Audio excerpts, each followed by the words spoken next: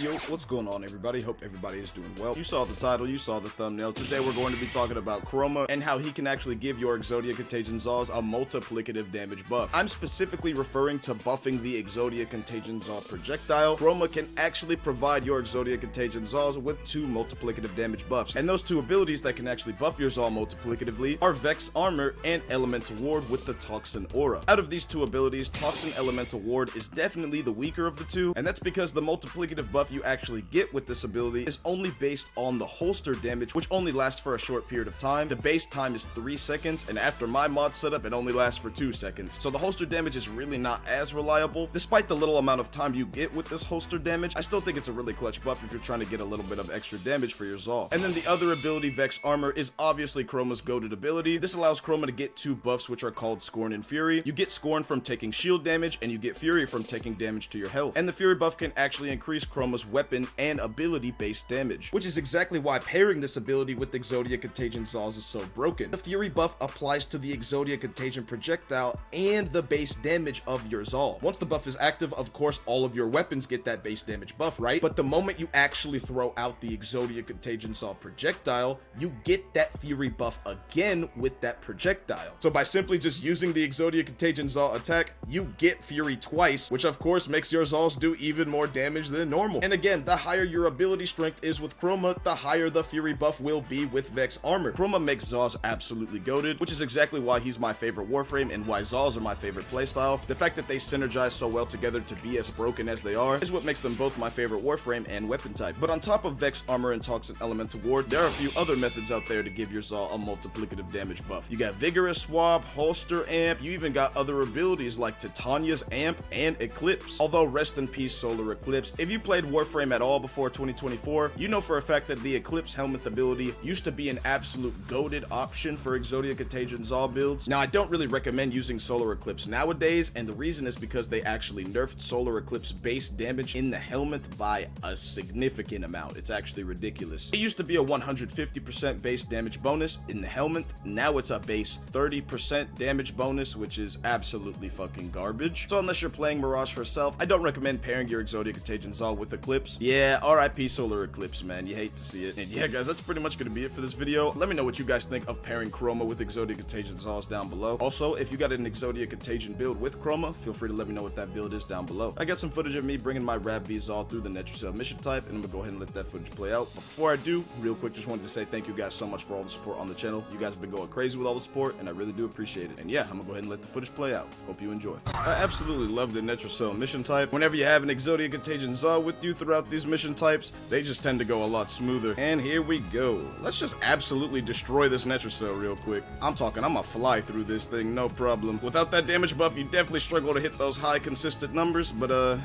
you know, thanks to the Go himself, all you gotta do is pop Vex Armor real quick, and everything changes. And pretty much every regular enemy type in this game, like these guys right here, they can't really stand a chance. They can't really stand and bang with you when you're just doing 136 million casually, you feel me? There's nothing they can do. And that was without the 30 meters, by the way. If I had that 30 meters, dude, like, that would have done even more damage. This is my favorite way to play in the game for a reason, man. Just casual badass melee prowess with one swing, you know what I'm saying? 91 million, okay, we take those. 3 million, 300,000, 600,000. You see what I mean? Like, the damage is very random, but you get much more consistent high numbers, obviously, thanks to this damage buff. Now, don't get it wrong, they won't be doing this much damage when it comes to the maximum high level, and depending on certain bosses, they might actually tank the actual Zaw attacks easier. But as you can see, we are facing none of those right now. We are just big vibing in the Netrocell. I can literally throw that over there and cook that Necromite as well. Like, bro, not only do they do crazy damage, but they're just so nice for speeding up missions and getting them done quick. They're just pretty nice so you can always keep your space, keep your distance, and create distance and space if you need to as well. Oh man, like, I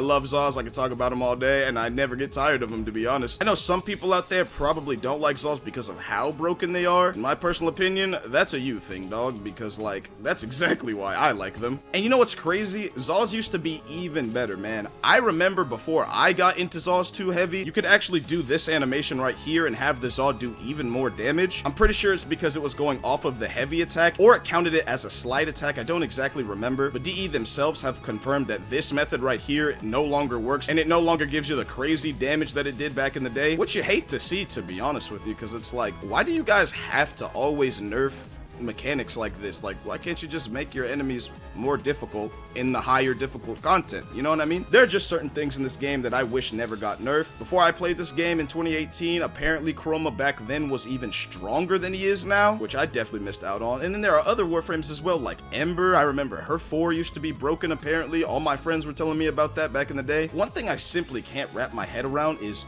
the Solar Eclipse helmet nerf. Like, still to this day, there is no purpose of actually nerfing a helmet ability like that. No matter how much you nerf Exodia Contagion Zaws, no matter how much you nerf Chroma, they will still always be my favorite way to play. That's just my opinion though. Let me know what you guys think of all the DE nerfs that they like to slap on this game, because some of them are a little ridiculous, and the Solar Eclipse nerf is just one of those in my opinion. Also, we got an Amber Archon shard, I'll take that. And yeah guys, that's pretty much gonna be it for this video. Let me know what you guys think of Chroma paired with Exodia Contagion Zaws down below. And again, feel free to give me your opinions on a lot of the nerfs that happened to this game, especially with Solar Eclipse. And yeah guys, that's gonna be it for me. Keep your head up, stay positive, and with that being said, thanks for watching.